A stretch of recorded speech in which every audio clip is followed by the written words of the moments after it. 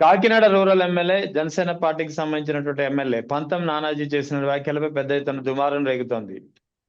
ఒక మాజీ ముఖ్యమంత్రిని, ముఖ్యంగా ప్రతిపక్ష నేతను పట్టుకుని బాంచెత్ నా కొడుక అంటూ తీవ్రమైనటువంటి పదజాలంతో సంబోధించడం అనేది చాలా పెద్ద ఎత్తున వివాదాస్పదంగా మారింది. సో దీనికి తగ్గట్టుగానే అటు ఎమ్మెల్సీ తోట త్రిమూర్తులు కూడా దీనిపై స్పందించారు. తోట త్రిమూర్తులు కూడా ఎమ్మెల్సీ స్పందించి జగన్ వరకు ఎందుకు రాజీనామా చేసి రా, నేను కూడా రాజీనామా చేసి వస్తాను, ఇద్దరు కలిసి కాకినాడ రూరల్లో పోటీ చేసి తేల్చుకుందామని ఆయన చేసినటువంటి సవాల్. సో ఈ వివరాలపై మనతో మాట్లాడేందుకు జాయిన్ అవుతున్నారు వైఎస్ఆర్ కాంగ్రెస్ పార్టీ నాయకురాలు కాకు ఉమా గారు. నమస్తే మేడం. మేడం ఎలా చూడాలి ఎలా చూడాలి ఈ అంశాన్ని? ముఖ్యంగా పంతం నానాజీ చేసినటువంటి వ్యాఖ్యలు, వైఎస్ జగన్ ను పట్టుకుని, ఒక మాజీ ముఖ్యమంత్రి ప్రతిపక్ష నేతను పట్టుకుని ఆయన చేసినటువంటి వ్యాఖ్యలు, పరిశుభ్రత జాలంతో చేసినటువంటి వ్యాఖ్యల్ని ఎలా చూడాలి? ఈరోజు కూటమి నాయకులు పోటీ పడి మరి వాళ్ళని ఐడెంటిఫై చేయాలని చెప్పేసి, వాళ్ళకంటూ ఒక ఐడెంటిటీ కావాలి, సోషల్ మీడియాలో హల్చల్ అవ్వాలి, రాత్రికి రాత్రి హీరోలు అయిపోవాలని చెప్పేసి ఇది ఒక సంస్కృతి లాగా ఎవరైతే పొద్దున్న మైకులు పట్టుకొని మాది మంచి పార్టీ, మాది మంచి ప్రభుత్వం, వైసీపీ వాళ్ళు రౌడీలు గూండాలుగా ఉండాలి, ఆడవాళ్ళని గౌరవించాలి, ఏవైతే నీతులు చెప్పారో అటువంటి పార్టీలో ఉన్న వాళ్లే ఈరోజు అవి కేవలం మాటలకే తప్ప చేతలకి కాదనేది ఎన్నోసార్లు రుజువు అవుతూనే ఉంది. దాదాపు 2 సంవత్సరాల నుంచి కూడా చూస్తూనే ఉన్నాం. ప్రతి ఒక్కరు కూడా వాళ్ళ ఇష్టానుసారం, అధికారం ఉంది కదా, ప్రభుత్వంలో మనమే ఉన్నాం కదా, మన ఇష్టం వచ్చినట్టు రెచ్చిపోవచ్చు అంటే, నాకు తెలియక అడుగుతాను, శాశ్వతంగా వీళ్ళే ఏదన్నా ఒక 30 సంవత్సరాలు అమరావతి కట్టడానికి 30 సంవత్సరాలు 40 సంవత్సరాలు పడుతుంది అన్నారు కదా, అదే ఉద్దేశంతో కూటమి ప్రభుత్వం ఒక 30 సంవత్సరాలు అందరం ఇలాగే ఉంటామని చెప్పేసి శాశ్వతంగా ఏమన్నా కొత్త జీవోని ఏమన్నా తీసుకొచ్చారేమో తెలియదు. అంటే అంత ధైర్యంగా ఒక మాజీ ముఖ్యమంత్రి అని లేదు, ఒక మాజీ ముఖ్యమంత్రి భార్య అని లేదు, వాళ్ళ కుటుంబ సభ్యులని లేదు, ఎలా పడితే అలా నోటుకొచ్చినట్టు ఈరోజు కళ్ళు నెత్తికెక్కిపోయి అధికారం మదంతో, అంటే మేమేదన్నా అంటే మళ్ళీ గగ్గోలు పెట్టేసి ఓ ఏడ్చేస్తారు. నిన్న చూసాం కదా అనిత గారిని మేకప్ గురించి ఏదో గుడివాడ అమర్నాథ్ గారు ఒక మాట అంటే దానికి ఎంతమంది నిరసనలు వ్యక్తం చేశారో, ఎంతమంది వచ్చి ఏదో పెద్ద అన్యాయం జరిగినట్టు ఏదో ఏ విధంగా వాళ్ళ నుంచి రియాక్షన్ ఏ విధంగా ఉందో ఒకసారి మనం చూసాం. అదే విధంగా ఈ రోజు మరి పంతం నానాజీ అనే ఆయనకి పతనం స్టార్ట్ అయిపోయింది ఆల్రెడీ. ఎందుకంటే ఆయన యొక్క హద్దులు దాటి గతంలో కూడా ఆయన మీద కొన్ని వివాదాలు వచ్చాయి. ఏదో పశ్చాత్తాప దీక్షలని కూడా ఒక దళిత కాకినాడ మెడికల్ కళాశాలకు సంబంధించిన డాక్టర్ ఉమామహేశ్వరరావు ఆయన్ని పట్టుకొని నోటికి వచ్చినట్టు మాట్లాడితే, ఒక దళితుడిని పట్టుకొని ఇష్టం వచ్చినట్టు మాట్లాడితే దానికి మళ్ళీ ఏదో రియలైజ్ అయినట్టుగా పశ్చాత్తాప దీక్షలని కూడా ఏదో పెట్టి షో చేసినటువంటి వ్యక్తి ఇతను. ఆయన వయసుకు మించి, ఆయన వయసు ఏంటి, మనం ఏం మాట్లాడుతున్నాం అని కనీసం ఇంగిత జ్ఞానం కూడా లేకుండా, అంటే అదేదో సామెత అంటారు సార్, యథా రాజా తదా ప్రజ అన్నట్టు, ఇప్పుడు యథా రాజా తదా ప్రజ కాదండి, యథా రాజా తదా సైన్యం అన్నట్టు అయింది ఇప్పుడు పరిస్థితి. ఎందుకంటే రాజనేవాడు సక్రమంగా ఉంటే ఆ సైన్యం కూడా అలాగే ఉంటుంది. రాజే నీతి లేదు, ఒక మాట మీద నిలబడరు, నోటికి ఏదొస్తే అది మాట్లాడుతూ ఉంటారు, ఒక ఓసర వెళ్ళిలాగా రంగులు మార్చినట్టుగా ఈ క్షణం మాట్లాడింది రేపు ఉండదు. అలా ఉన్నటువంటి లీడర్షిప్ లో ఉన్నటువంటి నాయకులు మరి ఏ విధంగా మాట్లాడతారండి? ఒక ముఖ్యమంత్రిని పట్టుకొని మాట్లాడే మాటలేనామండి? సభ్యత ఉందా, అసలు సంస్కారం ఉందా? ఆయన వయసు ఎంత? ఈరోజు మేము అదే నోరిప్పి మేము మాట్లాడితే తలెక్క పెట్టుకుంటారు, నేను మాట్లాడలేనా, వాడు వీడు అని మాట్లాడటం ఒక్క నిమిషం పట్టదు కదా. నేను మాట్లాడతాను, నా కొడుక. ప్రతి ఒక్కరు ఏంటి ఇది ఒక ఫ్యాషన్ లా మాట్లాడుతున్నారు. అటు చూస్తే వంగలపూడి అనిత మనోడు అంటది, ఈయన చూస్తే నా కొడుకు అంటున్నాడు. అసలు ఏం మాట్లాడుతున్నారు సార్ వీళ్ళు? అసలు ప్రజలు చూస్తున్నారో లేదో మరి నాకైతే అర్థం కావట్లా. ఇంత సభ్యత సంస్కారం లేనటువంటి నాయకులు, వీళ్ళని కూడా ఒక నాయకులు ప్రజాక్షేత్రంలో ఉండి ప్రజలు పాలించే వాళ్ళ వీళ్ళు? సంస్కారం తెలియని వాళ్ళు ప్రజల్ని ఎలా పాలిస్తారు సార్? రాష్ట్ర ప్రజల్ని ఎలా చూసుకుంటారు? కాబట్టి నోటికి వచ్చినట్టు నా కొడుకు, ఈ నా కొడుకు, ఇంక నేను అన్నాలంటే కూడా నాకే చాలా అసభ్యంగా ఉంది. అంటే ఒక ఎమ్మెల్యే స్థాయిలో ఉండి ఒక రాజకీయ నాయకుడు ఈరోజు ఒక మాజీ ముఖ్యమంత్రి అని లేదు, వాళ్ళ భార్యలని లేదు, మహిళలని లేదు, ఎలా పడితే అలా మాట్లాడుతున్నారు. వాళ్ళ పార్టీలు ఇది కొత్త ఏం కాదు సార్, మనం చూస్తానే ఉన్నాం. ఒక్కొక్కళ్ళు వీళ్ళకంటే జనసేన పార్టీ అంటేనే ఒక నీతి జాతి లేని పార్టీ అని చెప్పేసి ఎప్పుడో బాలకృష్ణ గారు కూడా అలాగే జనాలు అలగమ్మందా అని చెప్పేసి ఎప్పుడో చెప్పారు. అది అవును. నిజమే అనిపిస్తుంది. బహుశా గారు పాపం పవన్ కళ్యాణ్ గారు మొన్న ఏదో కాకినాడ సభలో ఏదో బాధపడిపోయి మీరందరూ ఏం చేస్తున్నారు, ఇంతమంది ఎంపీలు ఉంటే నన్ను అంటా ఉంటే మీరేం మాట్లాడరా, 164 మంది ఎంతమంది ఉన్నారు కూడా ఆయనకి తెలియదు. ఎమ్మెల్యేలు 150 అంటాడు, కొంతసేపు 161 అంటాడు. 164 మంది ఎమ్మెల్యేలు ఉంటే మీరేం చేస్తున్నారు అని చెప్పేసి మాట్లాడుతున్నారు పవన్ కళ్యాణ్ గారు. ఆయన ఇచ్చినటువంటి ప్రోత్సాహంతోనే మరి పంత నానాజీ మాట్లాడినటువంటి మాటలు. పులివెందులు వదిలేసి వచ్చి కాకినాడ రూరల్కి వచ్చి జగన్మోహన్ రెడ్డి గారు పోటీ చేయాలా? బుద్ధుందా కొంచెమన్నా? జగన్మోహన్ రెడ్డి గారి దాకా ఎందుకు? రాష్ట్ర వ్యాప్తంగా సింగిల్ గా 175 స్థానాల్లో పోటీ చేసినటువంటి ఏకైక నాయకుడు, దమ్మున్న నాయకుడు మా జగన్మోహన్ రెడ్డి గారు. దానికి 151 సీట్లు వచ్చాయి. మీ జీవిత చరిత్రలో ఏనాడన్నా వచ్చిందా? మీ జీవిత చరిత్రలో ఏ రోజన్నా సింగిల్ గా పోటీ చేయగలిగారా? ఆ దమ్ము కెపాసిటీ మీకుందా? ఎవరో భిక్ష పెడితే, ఎవరో పాదాలు పట్టుకుంటే ప్రతిసారి ఆ పార్టీతో ఈ పార్టీతో ప్రతిసారి జతకట్టి పోటీ చేయడం తప్ప సింగిల్ గా పోటీ చేసే దమ్ము ధైర్యం లేని మీలాంటి వాళ్ళు కూడా ఈ రోజు మాట్లాడమేనా? ఏదో భిక్ష పడేసి ఒక 21 సీట్లు ఇస్తే ఏదో ఈవీఎం ట్యాంపరింగ్ ద్వారా ఏదో గెలిచి వచ్చిన వాళ్ళు మీరు. ఈరోజు జగన్మోహన్ రెడ్డి గారి స్థాయి గురించి ఆయన వాడు వీడని చెప్పేసి నోటుకొచ్చి మాట్లాడతా, నా కొడుకు ఎడకొచ్చి పోటీ చేయమని చెప్పు. బాంచెత్ అంట, బాంచెత్ నేను చెప్తున్నా, రాసుకో, నీకు ఇక్కడ నుంచి పతనం స్టార్ట్ అయింది. బాంచెత్ మేము చెప్తున్నాం. మీకు రాబోయే రోజుల్లో అసలు మీ పార్టీ ఉంటుందో లేదో కూడా రాసి పెట్టుకోండి. ఈరోజు ఏదో ఈవీఎంలతో వచ్చి ఏదో కూటమిగా వచ్చేసి చెలరేగిపోతున్నారు. రాష్ట్ర ప్రజల్ని మీరు పరిపాలించండి అయ్యా అని మీకు అధికారం ఇస్తే ఈ రోజు అధికారాన్ని దుర్వినియోగం చేస్తా సరైనటువంటి పరిపాలన ఇవ్వకపోగా మళ్ళీ ఈ మాటలు ఏంటండి? నేను చెప్తున్నా కదా, ఆయన 151 సీట్లు తెచ్చుకున్నారు. 175 స్థానాల్లో పోటీ చేసి సింగిల్ గా. మీరు చేయండి అలాగే. దమ్ము ధైర్యం అంటే మీ నాయకుడితో చెప్పి చేపించండి 2029లో. అది లేదు కదా మనకి. అది లేదు కాబట్టి పక్కనోళ్ళ మీద పడి పొద్దున్న లెగిస్తే ఏడవడం, ఏదో విధంగా మా వైసీపీ శ్రేణుల్ని రెచ్చగొట్టడం, ఇది తప్ప ఇంకేమన్నా ఉందా? జగన్మోహన్ రెడ్డి దాకా వెళ్ళే అంత స్థాయి లేదు మీకు. దమ్ము ధైర్యం ఉంటే నిజంగా మీరొచ్చి పులివెందల్లో వచ్చి పోటీ చేయండి.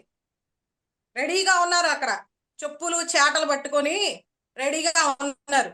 ఒళ్ళు దగ్గర పెట్టుకొని కొవ్వు పట్టిన మాటలు మాట్లాడకుండా కొంచెం వయసు కన్నా మేము రెస్పెక్ట్ చేయాలి కాబట్టి చేస్తున్నాం. ఇంకా లేదంటే మేము కూడా మీరు మాట్లాడిన లాంగ్వేజ్ లో మాట్లాడాలంటే మాకు 1 నిమిషం పట్టదు.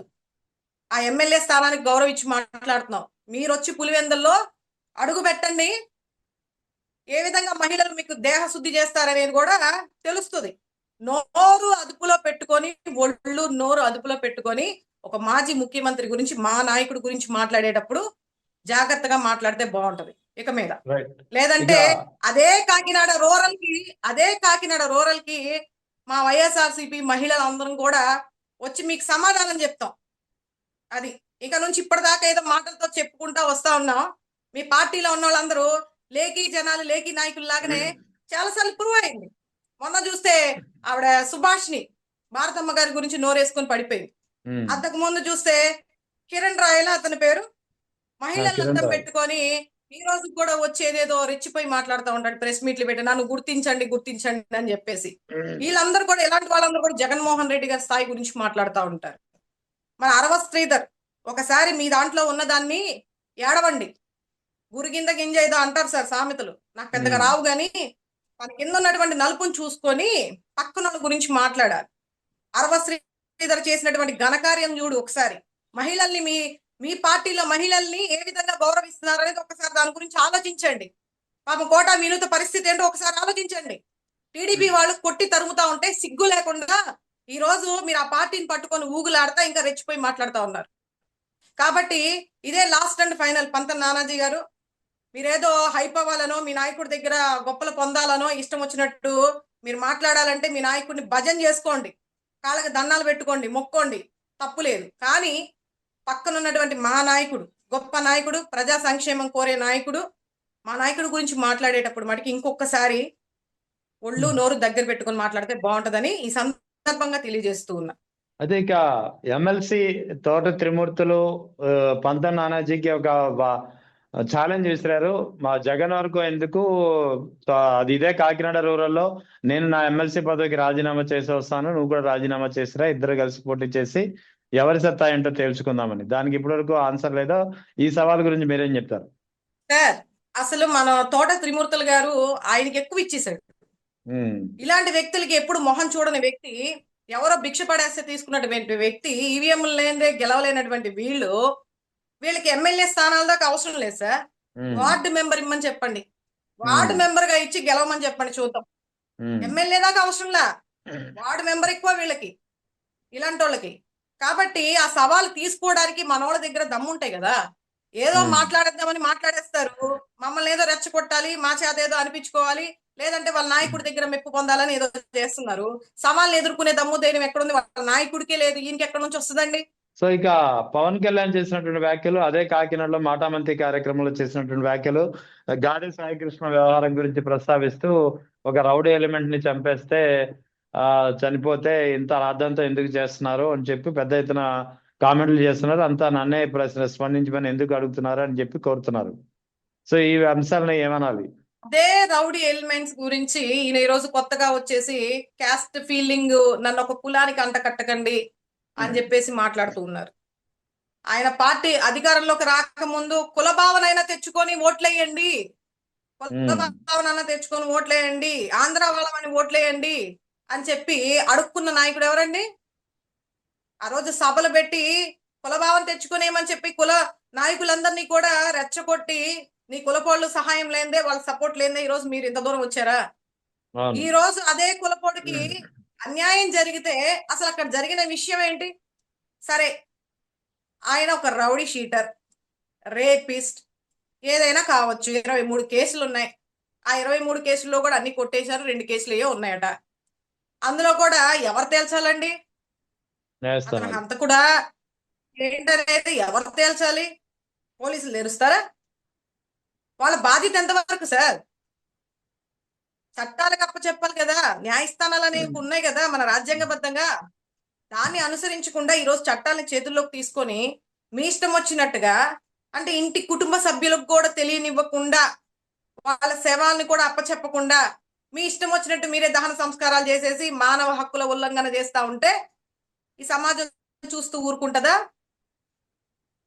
అలా అనుకుంటే ఈ 2 సంవత్సరాలుగా ఎన్ని కేసులు నమోదైనవి సార్? ఆడపిల్లల పైన నిర్దాక్షిణ్యంగా మృగాళ్ళు మదం పట్టి చిన్న చిన్న మైనర్ బాలికల పైన అత్యాచారాలు చేసి, హత్యలు చేసి, శవాలు కూడా కనిపించకుండా ముళ్ళ పొదల్లో, చెరువుల్లో ఇసిరేసి, ఇంతవరకు ముచ్చుమర్రి చిన్నపిల్ల 9 ఏళ్ల చిన్నపిల్ల శవం ఇంతవరకు రాల, 2 సంవత్సరాలు అయిపోతుంది. కడపలో చిన్నపిల్ల మీద అత్యాచారం చేసి ముళ్ళ కంపలో పదేశారు. మరి అటువంటి వాళ్ళందరినీ ఇలాగే చెయ్యాలి కదా, మరి ఎందుకు చేయలేదు? ముఖ్యంగా మీరు అధికారంలోకి రావడానికి సుగాలి ప్రీతిని అడ్డం పెట్టుకొని ఈరోజు మీరు అధికారంలోకి వచ్చారు. ఆ పాపని వాడుకొని, ఆ కేసుని వాడుకొని పదే పదే రాష్ట్ర వ్యాప్తంగా దాని గురించి చెప్పి అధికారంలోకి వస్తే ఫస్ట్ సంతకం నేను దాని మీదే పెడతానమ్మా, మీకు న్యాయం చేస్తానని మాట ఇచ్చి వచ్చిన వాళ్ళు మీరు. అది మర్చిపోయారేమో. మరి దానికి సంబంధించినటువంటి ఎవరైతే నిందితులు ఉన్నారో, హంతకులు ఉన్నారో, మరి ఒక ఆడపిల్ల పైన, చిన్నపిల్ల పైన అత్యాచారం చేసి ఒక హత్యలాగా క్రియేట్ చేసి చేసినటువంటి వ్యక్తుల్ని ఎందుకు ఇప్పటిదాకా అరెస్ట్ చేయలేదు? ఎందుకు ఇప్పటిదాకా లాకప్ డెత్ చేయలేదు? ఎందుకు సపోర్ట్ చేస్తున్నారు? ఒక్కసారిగా ఆధారాలు మారిపోయినాయా? ఒక్కసారిగా మీ ఆలోచనలు మారిపోయినాయా? అంటే అధికారంలోకి రాగానే మనకి ప్యాకేజీలు వచ్చేస్తాయి, మనకి అన్ని వచ్చేస్తాయి కాబట్టి, సకల సౌలభ్యాలు వచ్చేస్తాయి కాబట్టి ఎవరు ఇడిపోతే మనకు అనవసరం. ఈరోజు ఎంత దారుణమైనటువంటి పరిస్థితులు, ఎంత దుర్మార్గంగా, ఎంత భయానకంగా ఈ కేసు, ఈ సంఘటన జరిగింది సార్. ఇది గతంలో చాలా జరిగాయి, లాకప్ డెత్లు చాలా జరిగాయి. సాయి కృష్ణ లాంటి వాళ్ళని లాకప్ డెత్ చేశారు. అంటే ఎవరైతే సోషల్ ఎలిమెంట్స్ గా ఉండి సమాజంలో ఇబ్బంది పడి ఎంతలాగా ఇబ్బంది పెడుతూ ఉన్నారో అలాంటి వాళ్ళని చేశారు. కాదనట్లా జరుగుతాయి. ఒకవేళ పోలీసు వారు తీసుకునేటువంటి చర్యల్లో ఎక్కడన్నా తగలరాని చోట తగిలితే చనిపోవడం జరుగుతుంది. ఆ డెడ్ బాడీస్ ని తీసుకెళ్లి వాళ్ళ కుటుంబ సభ్యులకి అప్పచెప్తారు. మరి ఇక్కడ ఎందుకు అప్పచెప్పలేదు? సరే, మీరు యాక్షన్ తీసుకున్నారు, అతను మంచోడు కాదు అయి ఉండొచ్చు, సరే చర్యలు తీసుకున్నారు, పొరపాటున చనిపోయారు, ఎందుకు ఇవ్వలేదు డెడ్ బాడీ? అంటే మీరు అతన్ని భయానకంగా ఏ విధంగా హింసించారు, ఏ విధంగా నరరూప రాక్షసుల్లాగా అతన్ని ఇబ్బంది పెట్టారు అనేది అంతా కూడా బయటకు వస్తుందనా? అంతే కదా, శవాన్ని కూడా మాయం చేశారంటే మీరు చేసినటువంటి ఘనకార్యాలన్నీ బయటపడతాయనే కదా. రైట్. ఈ రోజు అంత భయానకమైనటువంటి సంఘటన జరిగితే సోషల్ ఎలిమెంట్స్, అక్కడ జరిగినటువంటి చట్టం ఉల్లంఘన, మానవుల హక్కుని కాలరాసినటువంటి సంఘటన, దానికి ఒక డిప్యూటీ సీఎం గా నువ్వు ముందుకొచ్చి మాట్లాడాల్సింది పోయి, దానికి ఏది పడితే అది మాట్లాడతా నీకు అనుకూలతను బట్టి కులభావం తెచ్చుకోమని మీరే చెప్తారు. అదే కులంలో ఉన్నటువంటి యువతను కూడా మీరే రెచ్చగొడతారు. అదే కులంలో ఉన్నటువంటి యువతని మీరే మళ్ళీ రౌడీ షీటర్లు అంటారు, రేపిస్టులు అంటారు. పైగా ఇప్పుడు మళ్ళీ కొత్తగా ఎమ్మెల్యేలని ఎంపీలని కూడా రెచ్చగొట్టి 164 మంది ఉన్నారు, మీరు అందరూ ఏం చేస్తున్నారు నన్ను అంటుంటే అని. తెలంగాణకి వెళ్తే మొన్న ఆయన ఫోటో పెట్టి చెప్పులతో కొడతా ఉన్నారు. మాట స్థిరత్వం లేదు, ఏ విధంగా పడితే ఆ విధంగా మాట్లాడుతున్నారు అని చెప్పేసి. సో ఇటువంటి విషయంలో మరి పవన్ కళ్యాణ్ గారి గురించి వాళ్ళ కుల నాయకులు కానీ, సంఘ నాయకులు కానీ, పెద్దలు కానీ ప్రతి ఒక్కరు కూడా ఆలోచించాలి గతంలో ఎలా మాట్లాడారు, ఇప్పుడు ఎలా మాట్లాడుతున్నారు అనేది. సిబిఐ దర్యాప్తుకు అప్పగించాలనే డిమాండ్ వినిపిస్తుంది. మొన్న వైఎస్ జగన్ కూడా ఇదే డిమాండ్ చేశారు. ఇప్పుడు తాజాగా ఒక వ్యక్తి కూడా హైకోర్టులో పిటిషన్ దాఖలు చేశారు. ఈ కేసును సిబిఐకి అప్పగిస్తేనే నిజాలు నిగ్గు తేలుతాయని. ఎందుకంటే ఇన్వాల్వ్మెంట్ ఎవరిదైతే ఉందో, అంటే ఎవరిపై అయితే ఆరోపణలు ఉన్నాయో, ఎందుకంటే ఎవరిపై అయితే నాగరాజు ఒక పోలీస్ వ్యక్తి, అవును, ఆ పోలీసులే విచారణ చేస్తే ఎక్కడ న్యాయం జరుగుతుంది అనేది ప్రధానమైనటువంటి ఆ వాదన. అవునవును. ఇప్పుడు జరిగిన సంఘటన చేసిందే ఒక సిఐ పోలీసు నాగరాజు అనే వ్యక్తి. నిన్న అరెస్ట్ చేశారు అతన్ని. అసలు అరెస్ట్ చేయడానికి కూడా దానికి సంబంధించి ఒకరిని అరెస్ట్ చేసేసి అది కూడా మా జగన్మోహన్ రెడ్డి గారు వెళ్ళి సంఘీభావం తెలియజేసి ధైర్యం ఇస్తే, రాత్రికి రాత్రి అంటే 43 రోజుల తర్వాత చంద్రబాబు నాయుడు గారు కళ్ళు తెరుచుకున్నారు. అది కూడా జగన్మోహన్ రెడ్డి గారు వెళ్ళి కలిస్తే తప్ప. అప్పటికి కూడా జగన్మోహన్ రెడ్డి గారు వెళ్తే ఒక రౌడీ షీటర్ ఇంటికి వెళ్ళారు, ఒక రేపిస్ట్ ఇంటికి వెళ్ళారు అని చెప్పేసి మాట్లాడినటువంటి ఐటీడీపీ పచ్చముఖంతా కూడా మరి తర్వాత రోజే నైటే ఎఫ్ఐఆర్ ఫైల్ చేసి అర్ధరాత్రులు పిలిపించి మరి ఎఫ్ఐఆర్లు ఎందుకు ఫైల్ చేశారు? తర్వాత రోజు చంద్రబాబు నాయుడు ఎందుకు దగ్గరుండి పిలిపించుకున్నారు? మరి వాళ్ళందరూ కూడా సరైన న్యాయం జరిగిందని కూడా మరి ఏదో చెప్తా ఉన్నారు. అది ఎంతవరకు నిజం, ఎంతవరకు అబద్ధం అనేది రాబో రోజుల్లో తెలుస్తుంది. కానీ ఇక్కడ విషయం ఏంటంటే, పోలీసు వారు చేసినటువంటి ఈ సంఘటన దగ్గరుండి వాళ్ళ చట్టాన్ని చేతిలో తీసుకొని ఇష్టారాజ్యంగా ఒక వ్యక్తి మరణానికి కారణమయ్యారు కాబట్టి, అదే పోలీసు వారిని ఒక సిట్ ద్వారా అధికారులు నియమించేసి ఏదో ఎంక్వైరీ చేయండి, దాని మీద విచారణ జరపండి అంటే ఖచ్చితంగా అక్కడ నిజమైనటువంటి విచారణ అనేది రాదు, నిజమైనటువంటి నిజాలు నిగ్గు తేల్చడం అనేది జరగదు. కాబట్టి ఖచ్చితంగా సిబిఐ ఎంక్వైరీ చేయాలి. ఎందుకంటే ఆయన పైన అనేకమైనటువంటి ఆరోపణలు ఉన్నాయి. సిఐ నాగరాజు గారు చేసేటటువంటి సెటిల్మెంట్లు కావచ్చు, అక్కడ లోకల్ గా కావచ్చు, ఆయన గతంలో ఒక క్రాంతి కుమార్ అనే వ్యక్తి మీద కూడా అతను కూడా ఇతని ప్రభావం వల్ల ఇతను తీసుకునేటటువంటి బెదిరింపులకో భయాందోళనకో గురయ్యి ఆత్మహత్య చేసుకునే ప్రయత్నం, ఆ వీడియో కూడా మనకి కనిపిస్తూ ఉంది. వీడియో ఆధారంగా కూడా ఒక వ్యక్తి ఆత్మహత్య చేసుకొని చనిపోవడం కూడా జరిగింది. కాబట్టి సిబిఐ విచారణ జరిపితే కానీ ఇంకా తెలియని నిజాలు ఎన్నో ఉన్నాయో బయటకు రావాలి. ఎన్ని ఉన్నాయో ఈ రెండు బయటకు వచ్చే వెలుగులోకి. ఈ సంఘటన చూసి, సాయి కృష్ణ సంఘటన చూసి క్రాంతి కుమార్ సంఘటన వెలుగులోకి వచ్చింది. రేపు ఇంకెన్ని వస్తాయో. ఖచ్చితంగా దీని వెనకాల సూత్రధారులు లేనిదే ఒక సిఐ అంత ధైర్యం చేసే అవకాశం అయితే ఉండదు సార్. సూత్రధారులు ఎవరు ఏంటనేది కూడా రావాలంటే సిబిఐ ఎంక్వైరీ ఖచ్చితంగా ఉండాలి. బసవతారకం క్యాన్సర్ ఆసుపత్రి గురించి విన్నారు కదా. బసవతారకం క్యాన్సర్ ఆసుపత్రి సిల్వర్ జూబిలీ వేడుకలు జరిగాయి. ఈ సిల్వర్ జూబిలీ వేడుకల్లో నందమూరి బాలకృష్ణ ఎలాగో ఉంటారు, ఆయనతో పాటు సినీ ప్రముఖులు, రాజకీయ ప్రముఖులు అందరూ హాజరయ్యారు. వాళ్లతో పాటు గతంలో క్యాన్సర్ హాస్పిటల్ ద్వారా చికిత్స చేయించుకొని ఇప్పుడు కాస్త ఆరోగ్యంతో ఉన్న వాళ్ళు కొంతమంది కూడా వచ్చి పాల్గొని తమ అనుభవాన్ని పంచుకున్నారు. అందులో ఒక మహిళ, అనంతపూర్కి సంబంధించినటువంటి ఒక మహిళ చేసినటువంటి వ్యాఖ్యలు చాలా వైరల్ అవుతున్నాయి. అంటే ఆమె నేరుగా చెప్తుంది, అనంతపూర్లో తాను ఇలాగా క్యాన్సర్ తో బాధపడుతున్నప్పుడు కీమోథెరపీ చేయించుకోవాలని చెప్పి చాలా మంది సజెస్ట్ చేసినప్పుడు వైఎస్ జగన్ తన ఇంటికి వచ్చి తనను పరామర్శించి అక్కడికక్కడే బాలకృష్ణతో మాట్లాడి బసవతారకం ఆసుపత్రిలో ట్రీట్మెంట్ చేయించారు. ఇవాళ నేను చాలా బాగున్నానని చెప్పి అదే బాలకృష్ణ, అదే టీడీపీ రాజకీయ ప్రముఖులు అందరి ముందు ఆమె వ్యాఖ్యానించిన పరిస్థితి. ఆ వీడియో కూడా నిన్నటి నుంచి బాగా వైరల్ అవుతోంది. నేను అనంతపూర్లో హాస్పిటల్స్ చాలా చూయించుకున్నాను, నాకు ఎక్కడా బాగా అవ్వలేదు. తర్వాత నాకు ఈ గవర్నమెంట్ హాస్పిటల్లో బసవతారకం హాస్పిటల్ ప్రిఫర్ చేశారు.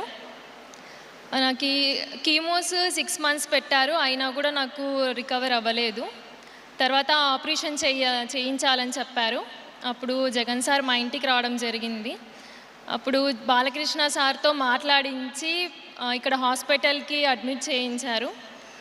తర్వాత నాకు ఆపరేషన్ చాలా సక్సెస్ఫుల్గా జరిగింది.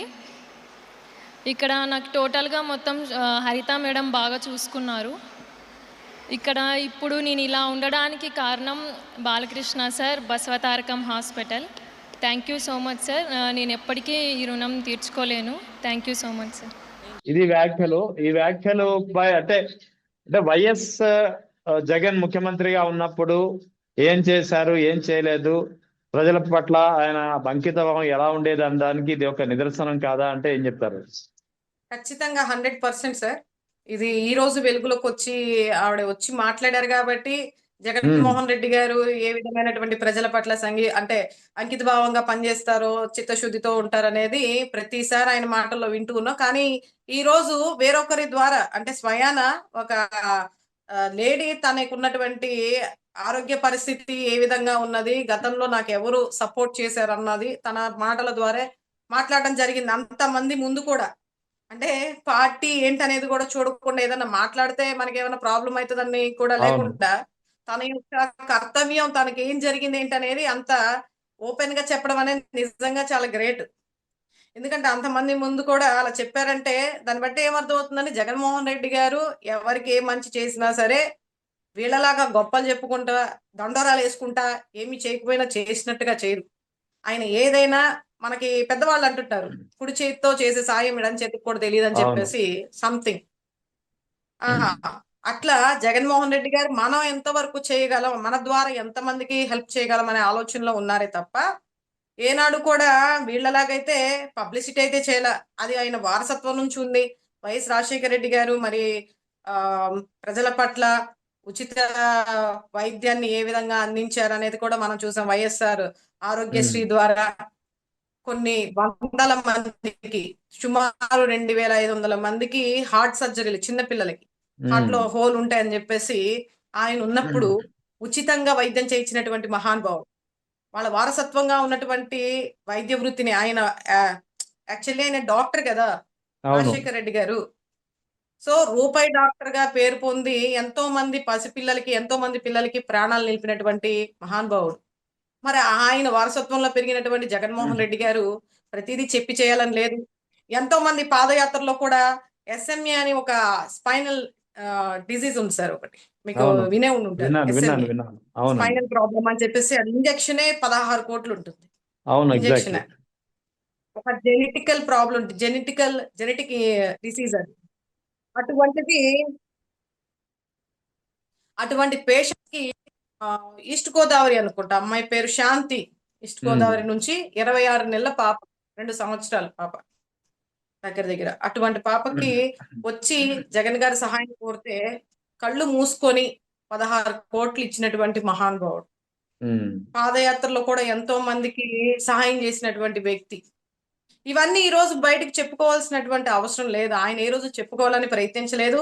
ఏ రోజు మా ద్వారా సరే గొప్పలు చెప్పుకోవాలి, నేను ఫలానా చేశానని చెప్పుకోవాలని ఏ రోజు ఆయన ఆలోచన చేయలేదు. చేసి ఉంటే ఈ రోజు ప్రజలందరూ కూడా ఏం చేశారు, జగన్మోహన్ రెడ్డి ఎవరికి ఏం చేశారు అని చెప్పేసి ఇలా మాటలైతే ఉండేవి కాదు. బహుశా అది చెప్పుకోకపోవడం మా లోపం. కాబట్టి ఎంతో మందికి నిదర్శనంగా నిలిచినటువంటి రాజశేఖర రెడ్డి గారు కానీ, ఆయన తండ్రి గారు రాజారెడ్డి గారు కానీ, వాళ్ళకి పేద పిల్లలకి కూడా కడప పులివెందులో వెంకటప్ప స్కూల్ ని నడుపుతూ ఎంతో మంది పేద పిల్లలకు కూడా విద్యను అందిస్తా ఉన్నారు ఉచితంగా.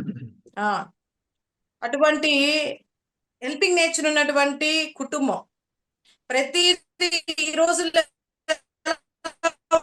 అంటే సార్ ఏమి చేయకపోయినా పక్కన వాళ్ళు చేసినటువంటి క్రెడిట్ ని కూడా మేమే చేసామని చెప్పేసి డబ్బాలు కులారా ప్రతి ఒక్కరికి కూడా తెలియని వాళ్ళకి కూడా ఈ వీడియో ద్వారా మటుకి జగన్మోహన్ రెడ్డి గారు ఇంతవరకు ఏం చేశారన్న దానికి ఇది ఒక్కటి నిదర్శనం. ఇలాంటి ఎన్ని వీడియోలు ఉన్నాయో, ఎంత మందికి హెల్ప్ చేశారనేది మరి భగవంతుడికే తెలియాలి. ఖచ్చితంగా సందర్భం వచ్చినప్పుడు ఈ రోజు ఏదైతే వీడియో వచ్చిందో అలాగే ప్రతి ఒక్కరు ఉమ్. కూడా ముందుకొచ్చి మాట్లాడతారు.